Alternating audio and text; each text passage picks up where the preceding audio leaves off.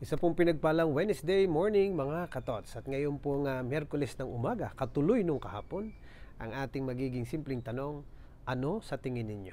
Oy, ano sa tingin natin? Kasi katuloy nga nung kahapon, di ba? Kahapon nga yung ating tanong sana ay, ready na ba ako? Handa na ba ako? Ngayon naman, ibinabalik sa atin yung katotohanan na kung paano ba talaga maghanda. At yun nga po, ay di yung awareness na tinupang ito, tayo mga katiwala lamang. Eh bakit ang tanong ay ano sa tingin nyo? Ay di ang tanong nga, simple lang. Kung tayo bagay katiwala, ano ba tayo? Mabuti o hindi? Sa ating pagiging katiwala. Yun ang mahigpit na tanong sa atin. At ang malinaw ding sinasabi sa Ebanghelyo ngayon, pinakikita sa atin ng Panginoon na everything is just entrusted sa atin. Lahat ng meron tayo, ipinagkatiwala lamang sa atin. At kung ito ay gagamitin sa tama at maayos, mabuting katiwala. At kung ito naman ay masasayang o magiging dahilan ng kapahamakan, masamang katiwala. At ang maganda doon sa huling bahagi ng Ebanghelyong ito, sinabi ni Lord, much is required from those much has been given. And more shall be asked from those more has been given. Kung ating babalikan, kung ano man mga biyaya meron tayo sa buhay, doon natin masusukat. Much are we giving back to God. More are we able to say na ito nga po, gantong karami din ang kaya kong sabihin, aking napag-igi at napagbuti sa buhay kong ito. Mga kapatid, again, balik tayo doon sa simpleng the time will come, we will have to be accountable for all of these things.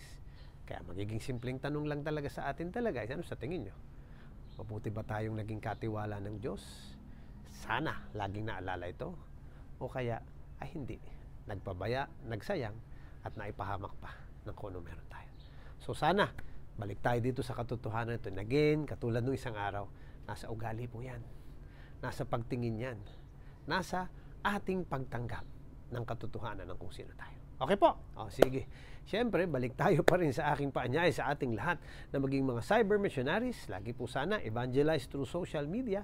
Like, share, follow po lagi itong ating page, ang ating Instagram at Thought for the Day at ang ating YouTube channel ng TFTD Blessed and Blessing. Gayon na rin po ang ating TikTok at Thought for the Day. Pagbati natin happy birthday kay Larry Salumbides Jr. Kaklasiko po dati sa seminaryo. Kay Tin Pajardo, Christine Pajardo, na mahipag ng aking kapatid. Kay Ate Chu Bonet, gayon na rin kay Zenny Berdera, kay Kimberly Grace Balcruz, kay Cara Bernales. Happy birthday, Cara. Sana uwi muna ikaw dito. Hindi ka na namin nakita. Cara Bernales Fink nga pala. Then gayon nga pala kay happy birthday din kay Kevin Joseph Dinglasan, kay Bimbo Cruz na dati kong estudyante, kay Tita Lizelle Siason Soria, kay Alma Malabana Macgrath, my first cousin in the US, kay Miranda Tan, kay Camille Monroyo, at syempre po greetings at saka prayers para sa inyo lahat, pero special greetings din and prayers para kay Kuya John and Ate Lori Uhuin for their 25th wedding anniversary. Sana po blessed pa kayo ni Lord sa gitna ng lahat ng karanasan ng buhay, ng more blessings sa inyong buhay. Okay po, bilang mag-asawa. At syempre po, patuloy din ang ating paghiling ng prayers para sa lahat pa rin po ng nangangailangan ng panalangin natin. Lalo na po para sa mga lugar na kulang ang kapayapaan. So let's pray for peace sa mga lugar na ito at graces and blessings para sa lahat ng tao. At syempre po, ang hindi naman nating nalilimutan, lalo na kung alam naman nating at sa tingin natin tayo na may mabuting katiwala, ay always be blessed and be a blessing.